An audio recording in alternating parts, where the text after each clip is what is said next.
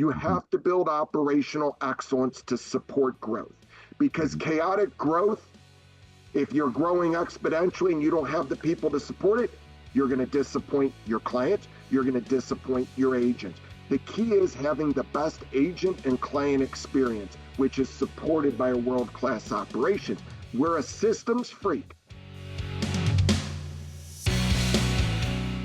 Welcome to the Cheplak Live podcast, where I sit down with proven, tested leaders who share with you behind the curtain what they have done, what they are doing, so that you can take action with someone's input that is proven and tested. And I have a special guest today. Every guest is special, but we're in a season where growth is not the conversation, and that's okay.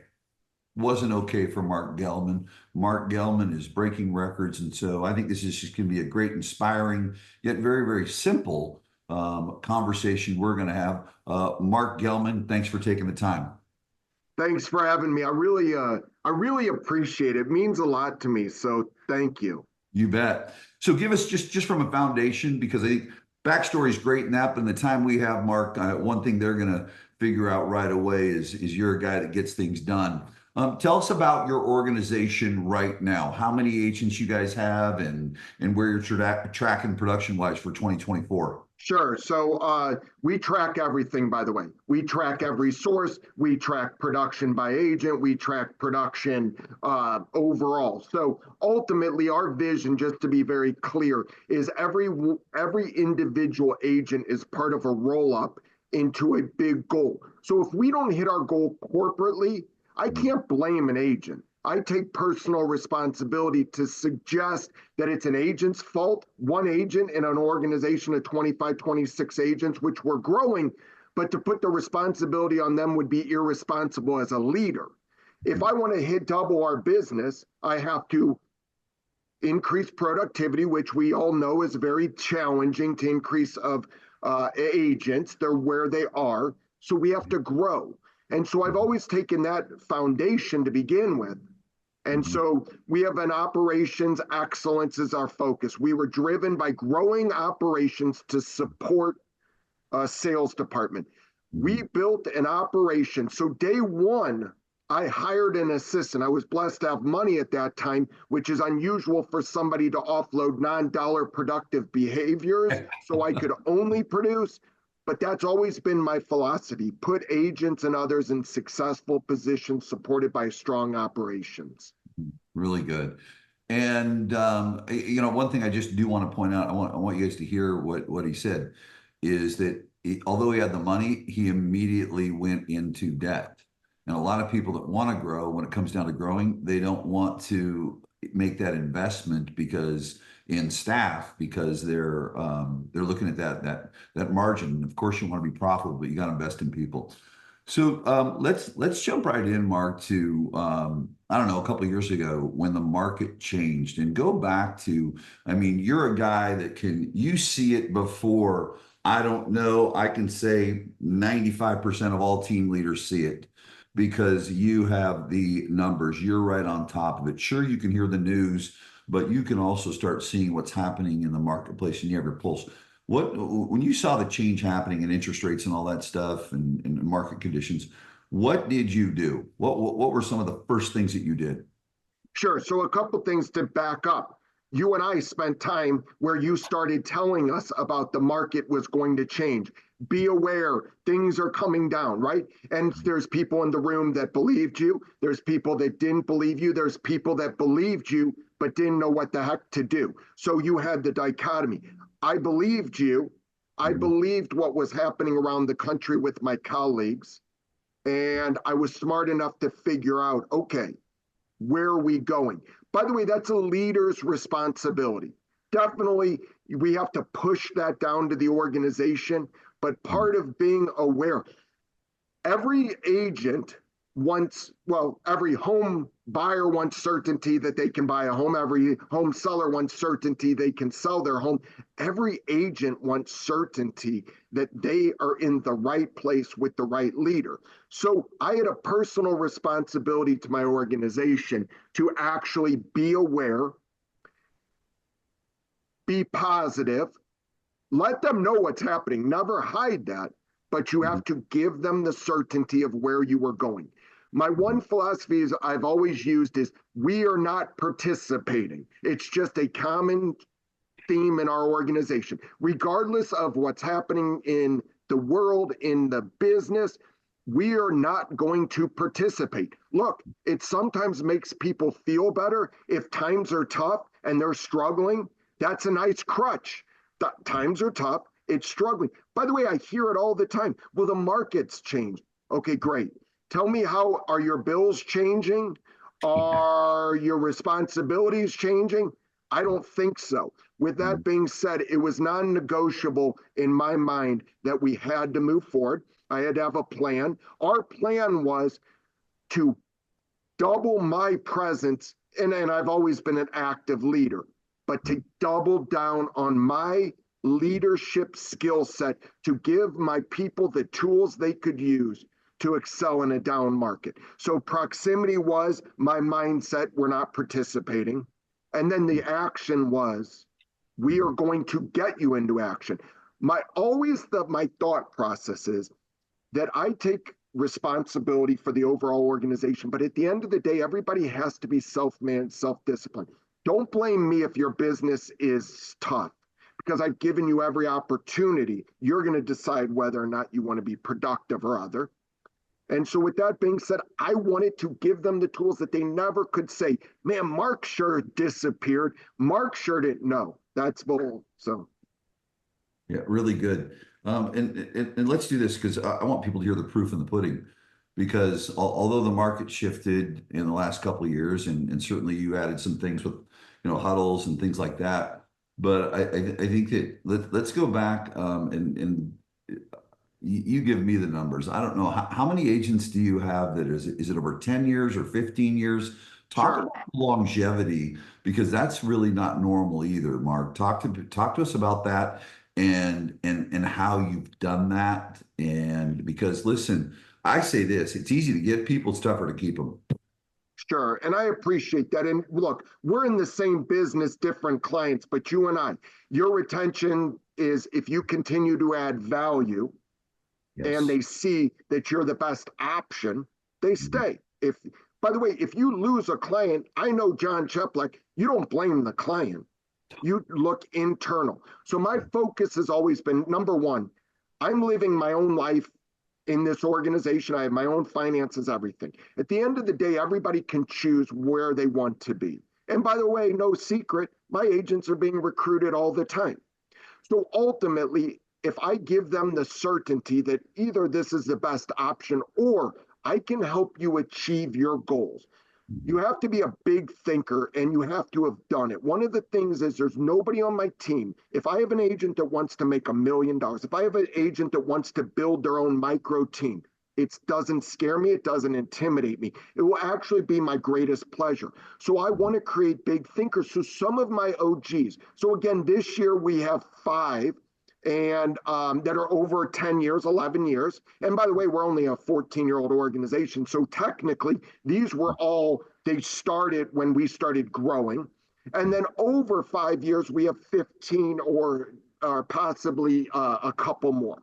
With that being said, by the way, I take a personal ownership, responsibility. I have to add so much compelling value. It's not in splits, it's not in leads, it's in the vision. Going back to the certainty, the vision.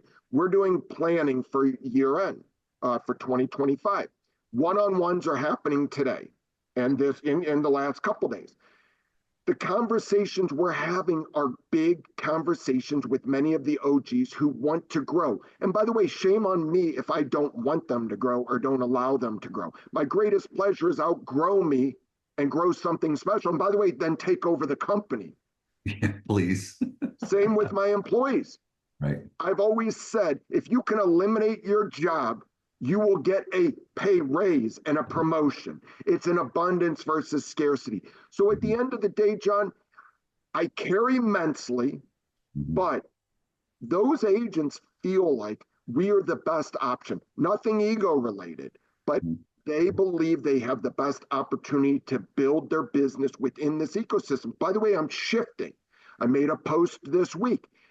I am loving on my agents more than ever. I used to have a scarcity mentality years ago. I'm going to hide them. I'm not going to, I don't want people to find out. No, I Yeah. actually am overexposing them, because when you overexpose them, you don't worry about who gets credit. By the way, you get all the credit. You're not taking credit for all your clients, but behind the curtain, many people know that you're a great integral cog of that. Really good. So to do that along the way, Mark, and thank you for that, staff was required. Talk about the trajectory of staff and hiring and how you've chosen the people that are in those positions. Sure. So you and I had a little banter about 3 weeks ago. You want to do a lot on your ranch. And if I owned your ranch, I would absolutely do nothing, but I'd hire the right people. I believe in a philosophy: there's no job too small to outsource. Not because I'm lazy, it's because of the opportunity cost of my time, energy, and money. So organizationally and personally, my wife and I outsource a lot so we can live a different type of life. There's no reason she needs to do laundry. Now, I'm not putting anybody down that does it. We just don't do ours because it takes time, and I don't need to do that. I don't mow my own lawn. Many of my neighbors think it's a nice release. My friend John thinks it's a nice release to mow 400,000 acres. That's a grind to me. So with that philosophy, John, Yeah. I've taken the approach: there's no job too small to outsource.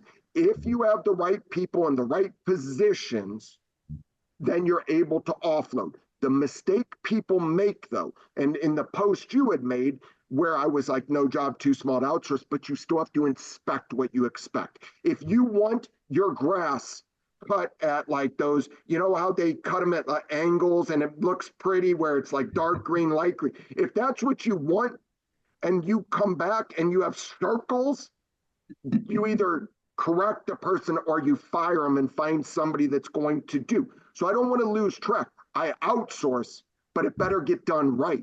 My Mhm. standard that I inspect what you expect Mhm. is remarkable.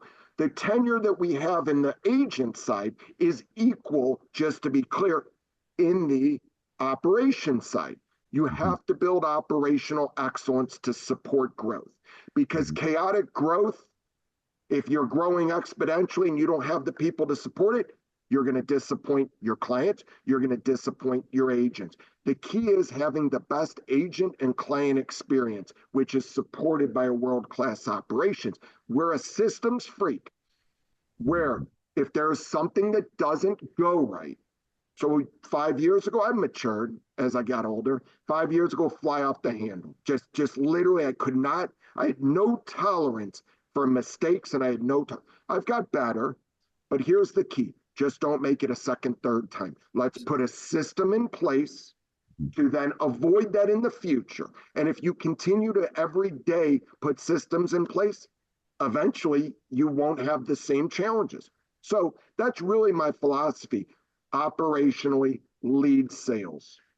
Really good. Taking a look at your hires over the years, have they a few questions baked in here. Have they come from within? Have they come from outside other real estate organizations? And have there been some people that have come from outside of the industry totally? How have you played in those areas there in the people that you've brought along in leadership? And I really appreciate the one thing I can do. And again, I believe in proof over promise. The Sure. one reason that I've grown this organization, I will continue to grow it, is to give people opportunities. Going back to the agents, give them the opportunity to think as big as they want, and me not be intimidated. The same thing happened operationally. Is one of my closing coordinators from 5 years ago has been in the Salesforce. She runs our Salesforce department for 4 years. One of my photographers is now our marketing director for the last 3 years. Wow. Okay. So Our sales manager was an agent, a pod leader, and she's been with me 8 years. So what I don't want to lose track of is you have to give people operations. It's okay. People either are going to outgrow you or you're going to build something so special that they can't outgrow you, and maybe they decide to leave for one reason or another. I don't want to give people an opportunity to leave because there's not opportunities. I will open a position if somebody wants to create it. No different than you, John. You have opportunities. Your partnerships have been created from people that were big thinkers that either they could have outgrown John or bring you along. You work together. I want to grow together. It's my greatest pleasure. I don't want new people. I don't want a revolving door. It's just not my jam. It can work, but it's just not what I'm looking to do. So, with that being said, we have a lot of organic internal growth, but strategically, because of our reputation and other, we have brought on many from the outside, our photographer, videographer department. After one became our sales manager, we've grown, we've given opportunities. And so those have come from the outside. But the majority of my people, I believe in experience, especially in operations. The curve is so much shorter to get up and running. Mhm. And when they get in there, what I see a lot of times is someone shows up with a resume, or they've had the experience, they moved up, and then many times leaders will just live in expectation. In other words, do your job. Did you do your job? Did you not do your job? What do you do? Because so much is put into agent training and agent coaching. What do you do to develop these people? Because now they're in the role, they've earned that opportunity. How do you coach and lead those people up continually to stay inspired, to grow and keep up with you? Or do you give them just a lot of latitude to demonstrate? How's that work? So we're pretty particular, we're pretty specific how we do it, but ultimately, we do, first of all, we do reviews. Nobody should ever, in my opinion, get a raise without a review and without an internal, so self-evaluation, corporate evaluation come together. So that's number one of my philosophies. But as part of that, where do you see yourself in 1 to 3 years? This is above and beyond this, but I'd love to know down the road where John sees himself in 1 to 3 years, right? It's a beautiful thing. And how can I meet you where you're at? By the way, we're prepared for an 11-year closing coordinator who was with the team for 20 years. That team retired, the team leader. So she's been with us a lot. June of 25, she's retiring, but she's been transparent. She comes to us. So, because we know where they're at. So it allows us to prepare. We've had agents that have come to us that were considering leaving. The most disingenuous thing is when somebody packs their desk up overnight and leaves and moves. I want to be in front of that to somebody that, hey, you can talk to me. Even if you leave, talk to me, let's see. And so the same thing with operations. First of all, it starts with I care about them immensely and as much as sales. Here's one of the things a lot of team leaders look at. Sales generate revenue. Right. And so I love sales more. I actually, at the end of the day, would much rather lose a salesperson than in operations. That's just my philosophy. I lead with operations to support sales, but at the end of the day, we have to work together. But everybody, I know everybody's story in this organization. I know the person that's retiring in 2025. I know her story. I know everybody's story internally.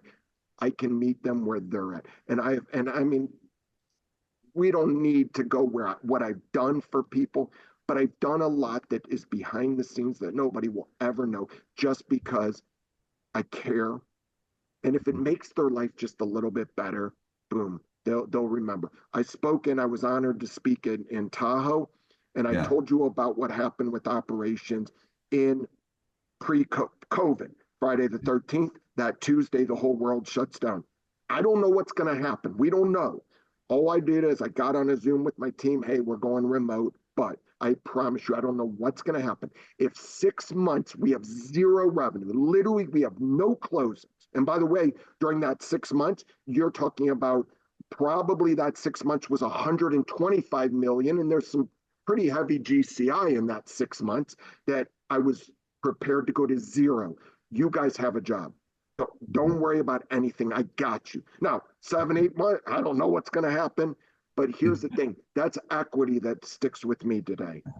Yeah, yeah, that's good. In a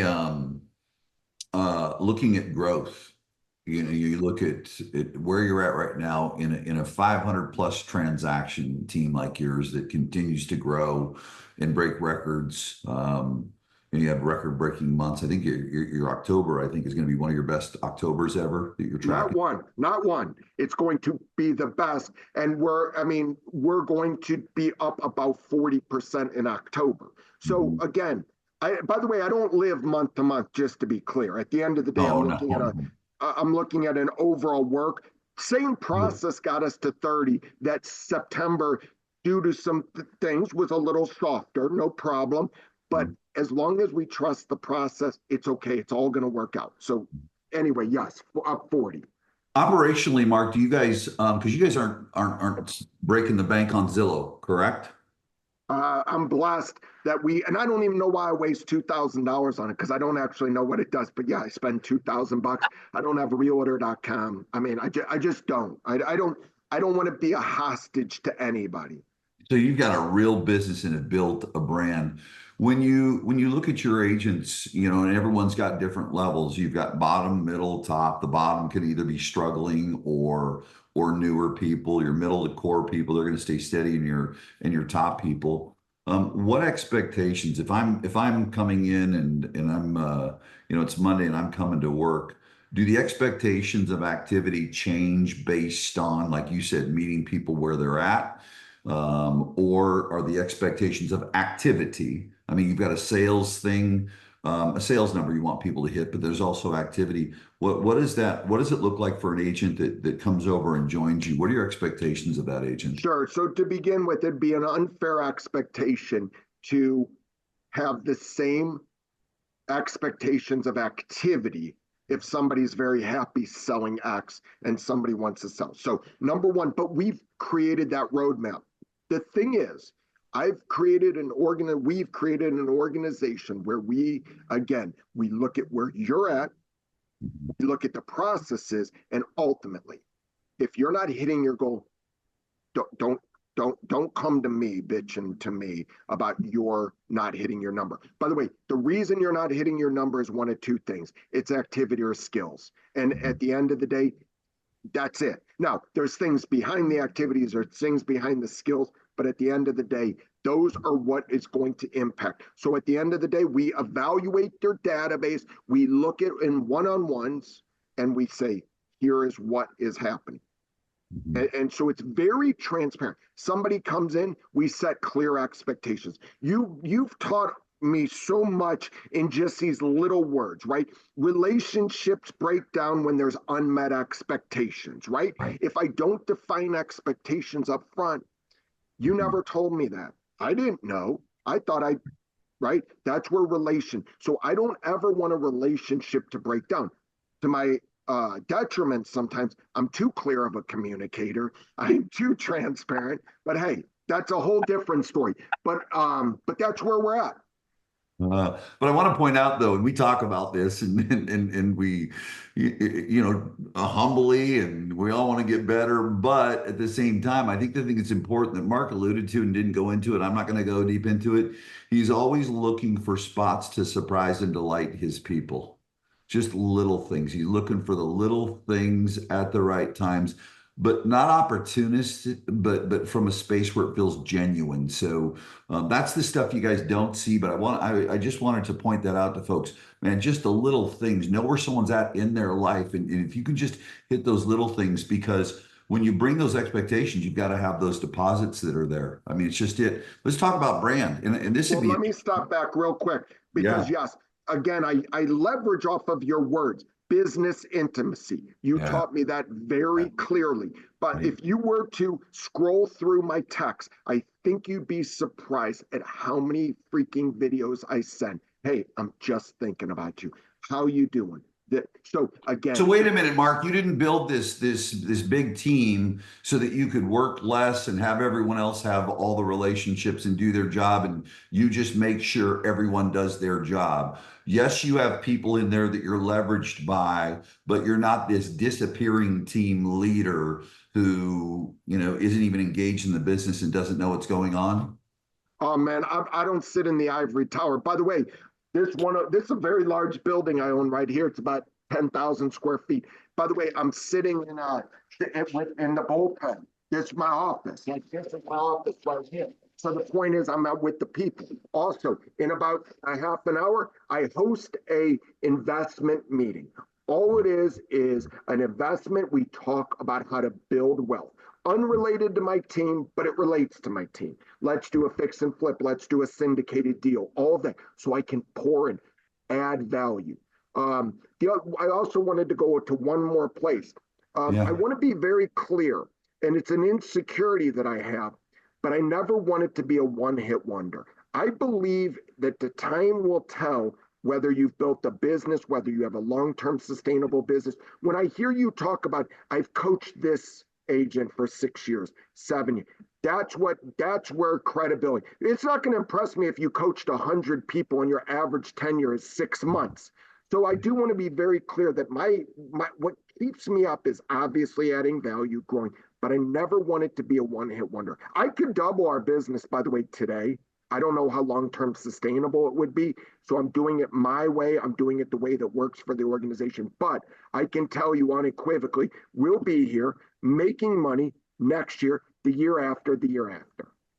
Really good. Let's go back to the business structure, and certainly you have other lead sources, but not the big whales of Realtor.com and Zillow. And that tells me one thing and should tell everyone else one thing.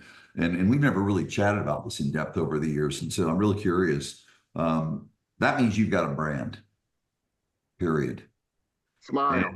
And so talk about that, Mark. What does a two-part. Let's go to the second part because you've got some interesting things happening with agents approaching you right now. We'll talk about that in a second, but let's talk about the consumer. What do you think the consumer says and or thinks and or sees when they see the Gellman team out there? Because they've got to be seeing something right and something that feels good and builds trust. How would you articulate that, the consumer's perception of your Sure.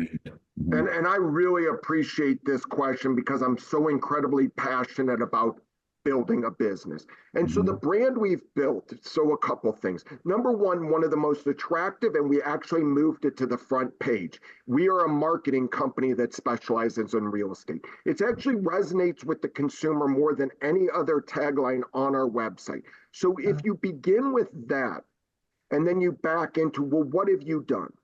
And so we do track every source, but it's become a little bit cloudier now. We still ask the question, Mr. and Mrs. Homebuyer, Mr. and Mrs. Home Seller, who can we thank for referring you to the Gellman team? Well, we see you everywhere. No. What was the last thing that you saw that made you pick up the phone to call us? So we are going deep, but the collateral impact of being top of mind, you drive by, you see a billboard, you then see our signs and yards. You see, we have two we have a courier wrap truck, we have a photography, two moving trucks. By the way, is it the most beautiful branding with my mug on it? No, it's not, but it works. It's recognizable. They see it, right? And so our brand has become synonymous with these people know what they're doing. They sell a lot, supported by over 1,000 five-star Google reviews, supported by five-star Zillow reviews. So the point is that you can never count on one thing. Don't ever discount the consumer. The consumer's smart as heck, and they're going to do their research on you. Plus, no matter how big of a city you live in, state, it's small, just like real estate. 1,000,002 agents, we have a general idea of a lot of them. Same here. It's amazing. You also have to be no matter what kind of day you're having, I'm representing my organization, right? It's risky when I wear a Gellman team hat and then I'm an asshole to somebody. Because so you have to be very cognizant because people recognize you as a leader. I've always taken the leadership responsibility very importantly. Here's the thing, John, there's 50 people counting on me. What happened at Subway, for example, with Jared, where he fell off. Papa John, you're looking at franchisees. I don't care. I'm not talking politics. I don't care about that. I'm just telling you, as a leader, we have a personal responsibility also for brand and other, as you do. Our business can go out of business over it. They're more fragile than we think. Yeah, that's really good. Let's go a little deeper in that though too, because I think there's the subtleties and the nuances underneath it. Great, you've got 1,000 Google 5 stars. Something goes wrong in a transaction.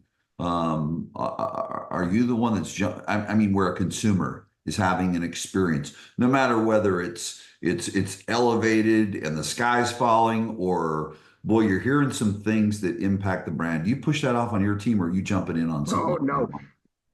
you have to. There's places that and by the way, I used to insert myself everywhere, but that doesn't work as well. You strategically insert yourself. The one thing is, Mhm. my people know I got their back. I very, very rarely will throw them under the bus. By the way, I'll be transparent though. And if there's a mistake that was made on ours, I will actually own it as a leader, but I'll Mhm. also make sure that the consumer understands. By the way, don't ever lose track as the owner of this company. The buck stops with me. I Mhm. own every problem. I own every challenge. And Mhm. so, absolutely, have I written checks to make good on certain things? Kid, that just we didn't write this in a contract. I buy it. Okay. And people have said, would you charge your agent? No. I mean, that's me. And again, I'm not saying it's a good or a bad philosophy, but Mhm. I'm not asking my client my agent to reimburse me. It's part of the relationship we have. E&O insurance. We are proud we don't have a single MREC complaint. We have the clean record. Okay. We've used E&O a couple times. We've actually won, but we have some deductibles. I don't charge my client, my agent for the deductible. I'm not saying it's right or wrong. You have plenty of teams that are going to charge their, it's just I own it. And it's not that I'm weak, but I own that because I either didn't train them properly, didn't let them know, the agent, that they could communicate with us Mhm. to learn. So again, I own every challenge. Anybody that's going to pass the buck is irresponsible as a leader. Yeah, really good.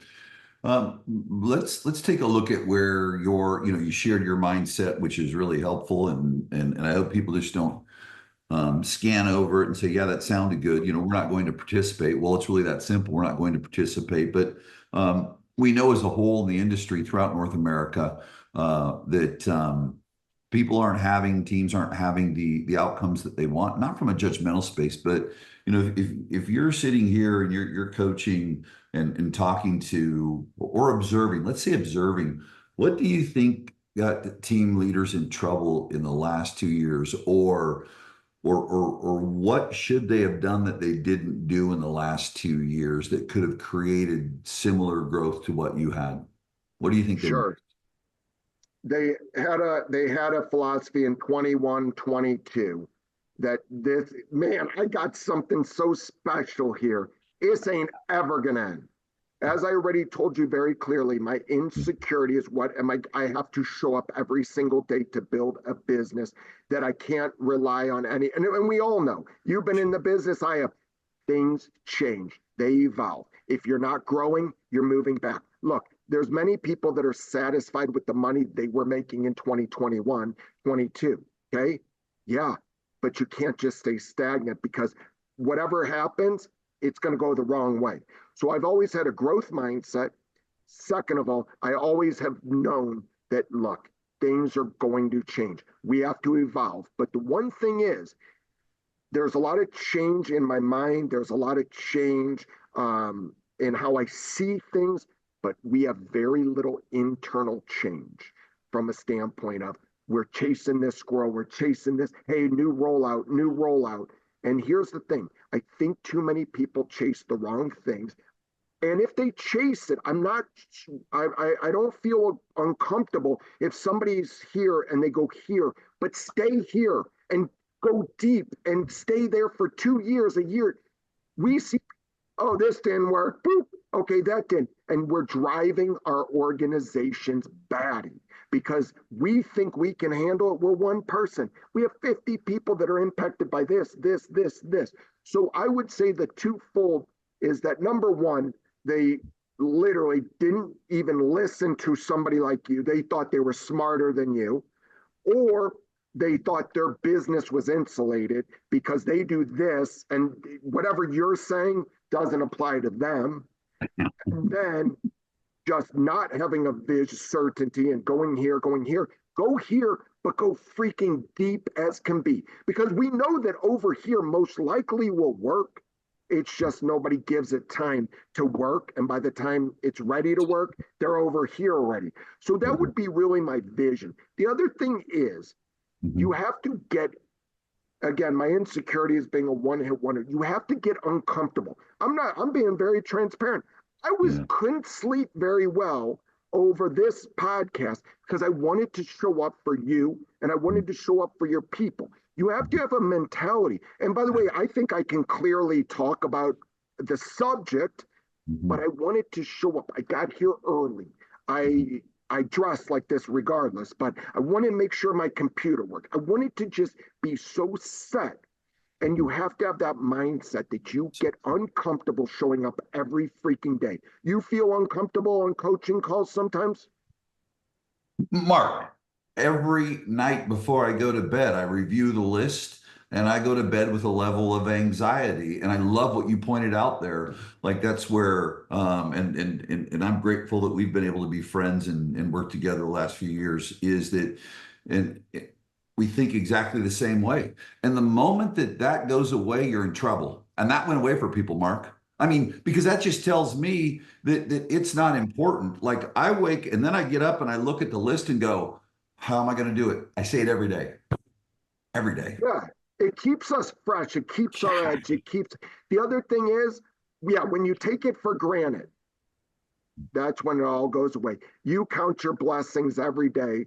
And believe me, now I want to be clear. Some people are like, well, I can understand why this guy's doing so well. He's happy, all this stuff. If I had the business, if I had the money, here's the thing.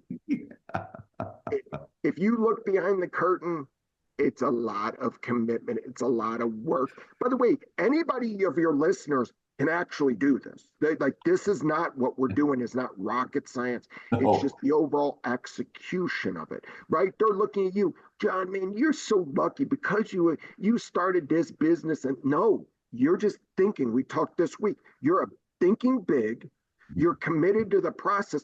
That's why it works. By the way, this isn't luck here. I just want to be clear. Yeah, really, really good.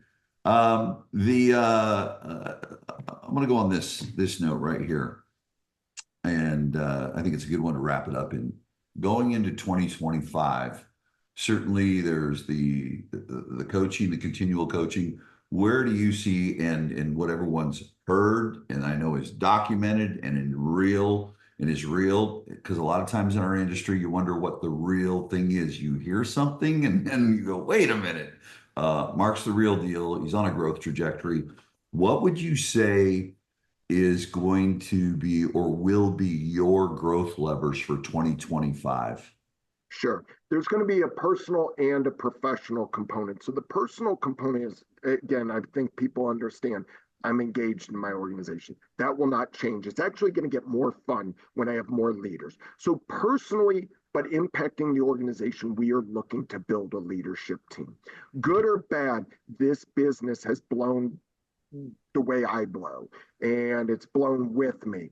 And so I need to leverage, as I've talked about operationally and other, but I'm talking about leaders. I'm talking about decision making. John, you're telling me, I asked you the question one day about leadership, and I said, well, is there a threshold of like where I should allow them to make a decision? Like if it's like $1,000, 5,000, 10. And you're like, dude, as big of a decision that you're able to handle, but you have to give them. So I hear you. I listen. So anyway, leadership, not so Mark can chill, not so I can get out of the business, but so I can be 30,000 foot and 5,000, but visionary, ensuring that we stay, ensuring that I give more and more opportunities to people on the team. How are we going to grow? We are going to grow systematically our agent count, but we're heavily looking at some of the experience, some with a more experience. And you'll notice, again, I talked early on about our post.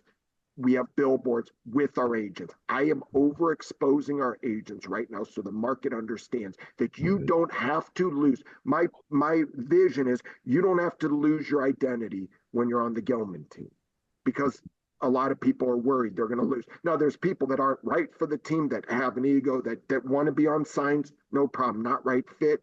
But you don't have to lose your identity if you want to be on here. Those are my two biggest. You Really asked good. me in last year at the end or at the beginning of this year, end of last year, what's the one thing that you're going to do?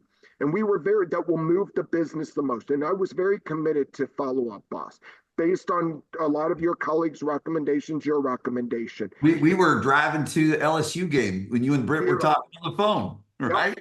And so that was the one thing. Now, we haven't reaped the benefits yet. Sure. But here's the thing. The enrollment in the organization, because they know that Mark does not chase squirrels. This is the one thing, team.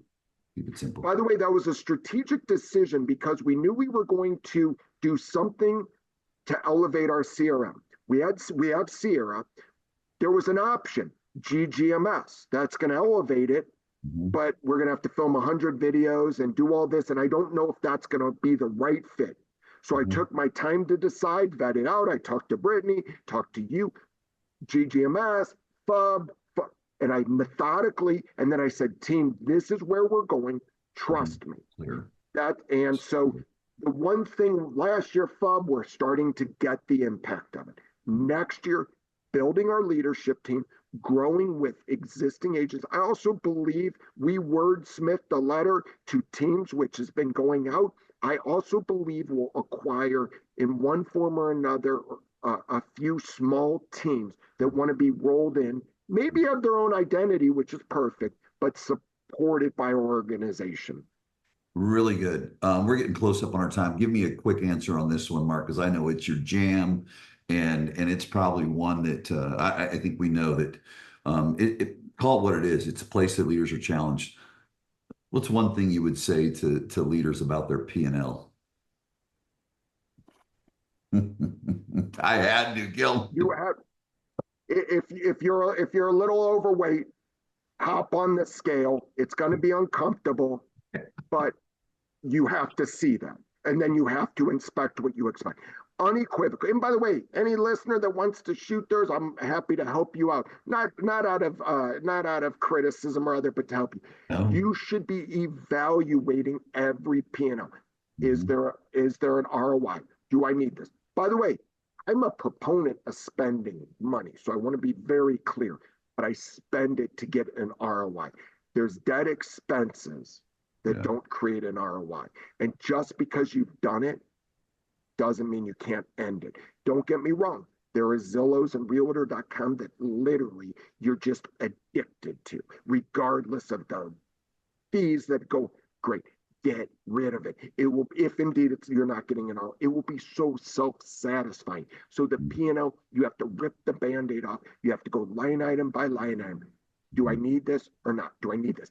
By the way, I'm micromanaging. Mark Gellman. We do picture frames at the end of every closing. We put in a nice little picture, okay? I'm on our Amazon account yesterday, auditing it, and I'm like, okay, we'll have 600, about 550 closes, 600.